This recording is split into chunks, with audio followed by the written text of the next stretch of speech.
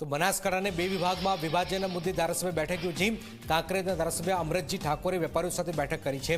ધારાસભ્ય ખેડૂતોની ડેલિગેટો સાથે પણ બેઠક યોજી છે। કાંકરેજને પાટણ જિલ્લામાં સમાવેશનું ચાલશે, ધારાસભ્યએ વાત કરી છે, પરંતુ થરાદ જિલ્લામાં સમાવેશ નહીં થવા દઈએ। કાંકરેજના થરાદમાં સમાવેશ કરાશે તો ઉગ્ર આંદોલનની પણ ચીમકી ઉચ્ચારવામાં આવેલી છે। થરાથી પાલનપુર જવું હોય તો હાઈવે પર ઊભા તો વિધિન 5 કે 10 સેકન્ડની અંદર એને વિકલ્પ મળી જાય। એ એનું પાલનપુર કે ડીસાનું જે કંઈ કામ હોય પતાય, ક્યાંક એનું મહેસાણા ક્યાંક નાનો મોટો ધંધો હોય, ક્યાંક એનો પાટણ નાનો મોટો ધંધો હોય, ક્યાંક એનો અમદાવાદની અંદર નાનો મોટો ધંધો હોય તો એને જવા આવવામાં ખૂબ સરળ રહે।